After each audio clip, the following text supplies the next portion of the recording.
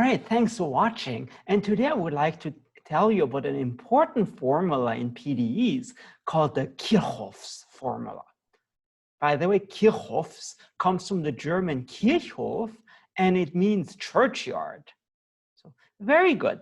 And so let me tell you what we're trying to solve. So our goal is to solve the wave equation in 3 dimensions. So UTT minus Laplacian of u equals 0 in R3, comma. Again, the space variables are in 3 dimensions, whereas the time variable is 0, comma, infinity. So u of xt equals, again, u is a function of x and t.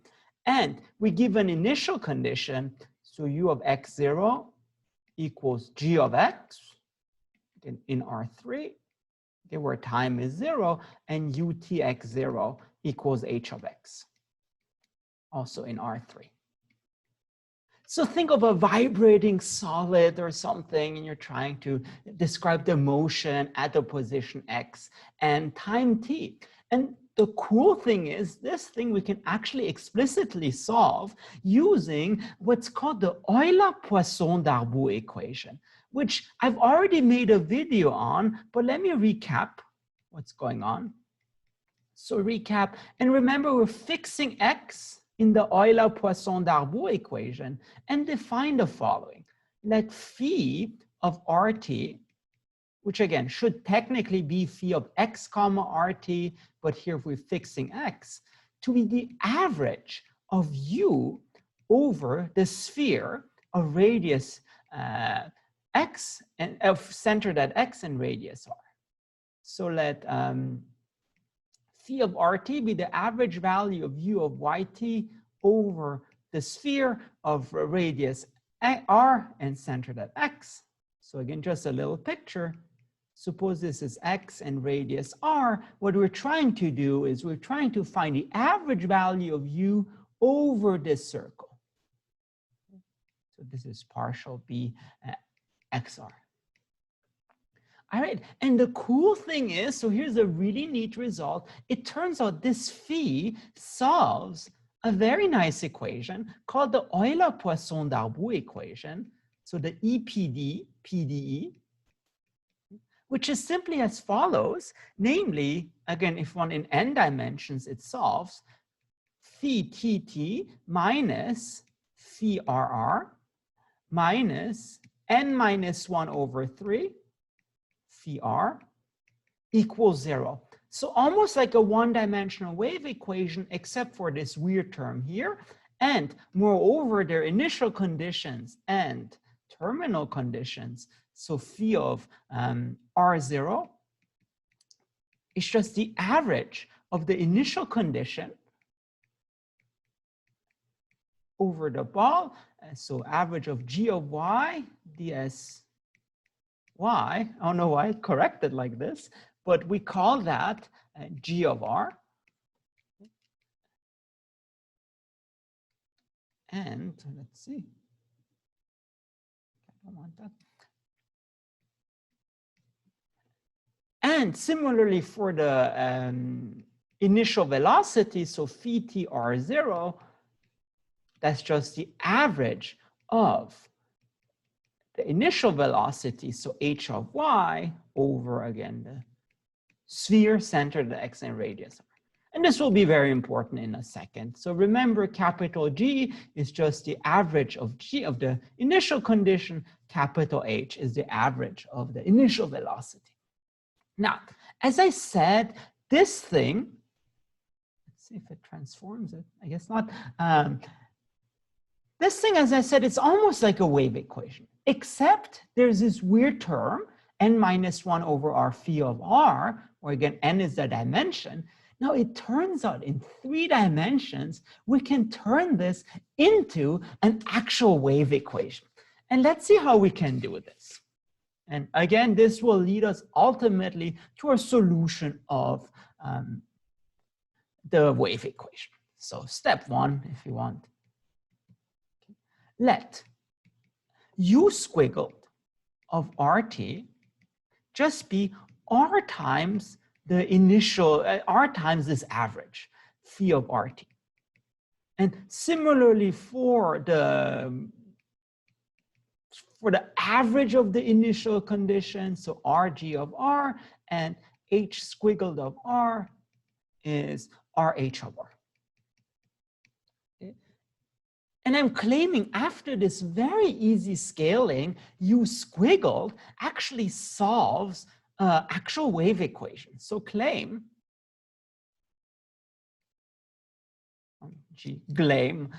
claim U squiggled solves the following. U squiggled TT minus U squiggled RR equals 0 in 0, infinity, 0, infinity. So that's for the R variable and that's for the T variable. And moreover, U squiggled of R0 is G squiggled, and UT squiggled of R0 is H squiggled. And finally, there is not an initial condition, but a boundary condition, namely U squiggled 0T equals 0 on, again, R equals 0, 0, infinity. So I don't want to spoil it, but again, technically it's not the wave equation because we are from 0 to infinity, but it turns out it will be a half wave equation, which I have done a video on. So think of it as an insulated wave equation where we insulate the left-hand side to be 0. That's what this is saying. All right, so let me just quickly show you why. And again, that's, I think, the very beautiful part of it. So first of all, let's do the initial condition. So what is U squiggled of R0? Again, by definition, U squiggled of R0, you just plug in T equals 0 here. So you get R phi of R0, or let's see, phi of, yeah, I believe R0, but I would like to remind you what is phi of R0. It's by definition, I guess we've shown this, it's the average of the initial velocity, initial position, and by definition, that is capital G. So this becomes, by definition, Rg, but we define Rg to be G squiggled. So that works, and similarly, we get UTR0 is H squiggled. That's not hard. The slightly tricky part is to show the PDE. So let's calculate. U squiggled TT. So I want to remind you, U squiggled is R phi. So it's R phi TT. But R doesn't depend on T, so it comes out. So R phi TT. And now remember, phi satisfies a PDE called the Euler-Poisson-Darbu equation. So phi TT is just phi RR plus n minus 1 over R, phi R. Now, in general, this would give you some gibberish. Okay? But I would like to remind you, and you may ask, what is it about 3 dimensions that makes this special? Precisely this. It turns out in 3 dimensions, we have a nice simplification. Namely, this becomes R phi RR plus, now if n equals 3, n minus 1 over R becomes 2 over R phi R, which you can write as R phi RR plus 2 phi R. Okay. And here's what's nice about this. So this does look like a Prada-Lu, but the Prada-Lu of what? Basically, let's see. I think the easiest way is just, look at this and then calculate the other derivatives. This is not, it's not that obvious, yeah. So let's calculate now U squiggled of R. So this becomes R phi R, and then by the Prada-Lu, this gives you, so the derivative of R, which is 1, so phi plus R phi R, and then differentiate this again. So U squiggled RR becomes, I get phi plus R phi R, r, and that becomes phi r plus phi r plus r phi r. This is a pirate's YouTube video. And this in the end becomes phi r plus 2 phi r. Wow, it's a match. And I would like to remind you, it's a match precisely because we chose n to be 3. In general, you get gibberish. And in particular, this does not work in 2 dimensions. So be very careful. So what we get in the end is UTT equals URR. That's very good. And then the last thing, what about the boundary condition? Well, that is easier to figure out. U squiggled 0t, well, phi might be bad at 0, so let's just take limits. That's the limit as r goes to 0 plus of r phi of rt. And that is the limit as r goes to 0 plus of r, and then the average, okay, average of bxr, u of yt, the s of y. I don't know why it says O, but it should be U.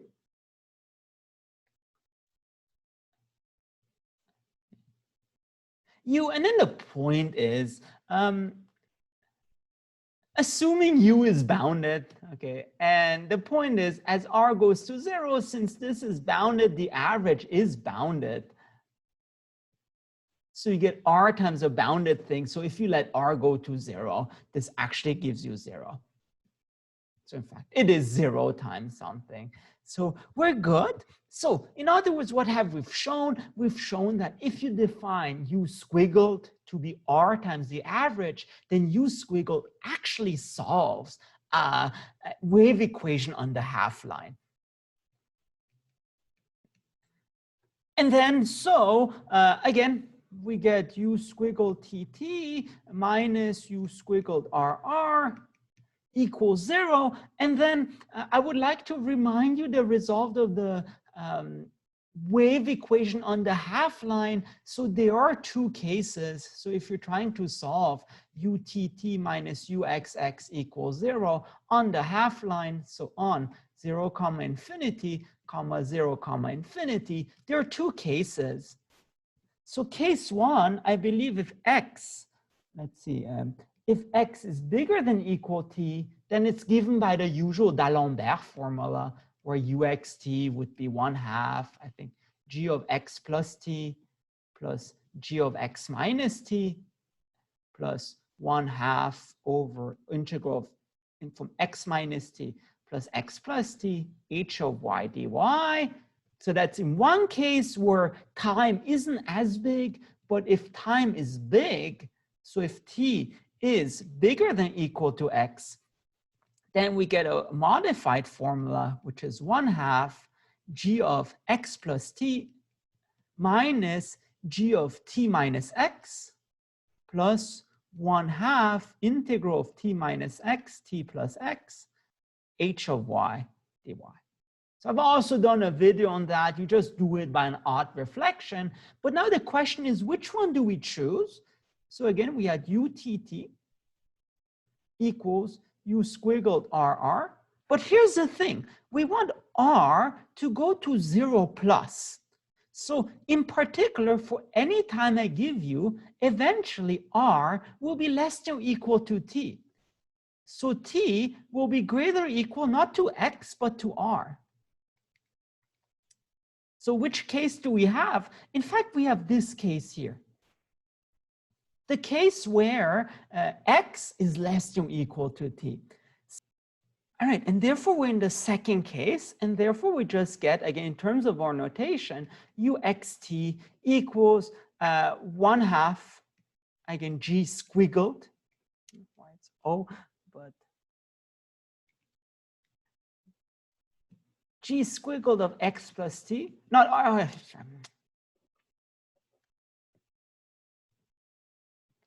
And so in our case, with our notation, we get u squiggled of r comma t equals 1/2 g squiggled, again, our initial condition, r plus t minus g squiggled of t minus r, which again, it's positive, that's what we want, plus 1/2 integral of, I'm zooming on Zoom, can you imagine? T minus r to t plus r, h squiggled of s ds. And now for the rest, it's just the denouement. So kind of we reached our climax and now we're going down.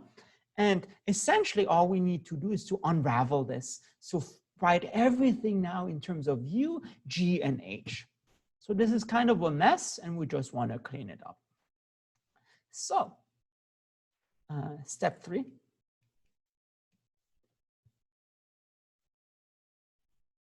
All right, remember, what was u? U was just r times our average value, r phi of rt, and that gives you 1/2 g squiggled of r plus t minus g squiggled of t minus r plus 1/2 integral of t minus r to t plus r, h squiggled of s ds.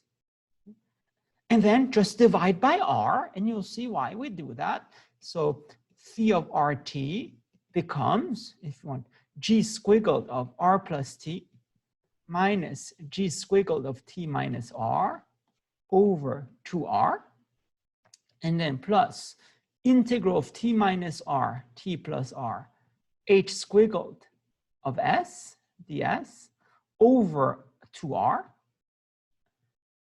All right, but now remember what is phi is just the average value of bxr, u of yt equals, again, this whole shebang, g squiggled of r plus t minus g squiggled of t minus r over 2r, and then plus integral of t minus r, t plus r, h squiggled of s ds over 2r. However, the only issue is we still have, we have the average value. Ideally, we want u, but not a problem. And here comes kind of the interesting part. That's why I really like this. Just let r go to 0. Again, plus, because r is a radius, because you see, this is the average over the ball centered at x and radius r. So if you let r go to 0, you just get the average over a very tiny ball centered at x, which should roughly be u of xt. So if r goes to 0, this goes to u of xt, which is just what we want. And now for this part, as I've already written down by magic, don't forget your calculus rules. So here, this goes to 0, this goes to 0. So just use L'Hopital's rule, which tells you that, well, this is the derivative of g, but evaluated at r equals 0, so 0 plus t, minus the derivative of g, t minus 0. But remember the Chen-Lu, so minus still comes out because you still have to differentiate this minus r. And then you differentiate this to get 2. And well, same spiel as here, except you use the fundamental theorem of calculus. So that becomes h squiggled of, derivative here is 1, so it's just h squiggled of t plus 0, and then minus h squiggled of t minus 0 times minus 1. Because again, by the Chen-Lu, and divided by 2. So in the end, you get the following. U of xt equals g prime, man, I don't know why it does that, g prime of t plus g prime of t over 2 plus h of t, and again plus, because we have minus minus, h squiggled of t over 2, which in the end just gives you the following, u of xt equals, so 2g prime over 2, g prime squiggled plus h squiggled. Now this is already good because we have u, and then well, we have this thing, it's not too bad, but ideally we would like to write this in terms of, our actual initial conditions, so G and H. So here's a conclusion, a big conclusion. So U of xt, again, is G prime, so the derivative of G squiggled with respect to T plus H squiggled of T. Now, I would like to remind you, what was G squiggled? G squiggled of R was just R times G. Okay, so RG of R. So in particular, G squiggled of T is just T times G of T. And H squiggled is the same thing, but with H. So T, H of T. All right, but then the question is, what was capital G? Remember, it was just the average of the initial condition. So d over dt, t times the average value of the ball centered at x and radius t of just G of T.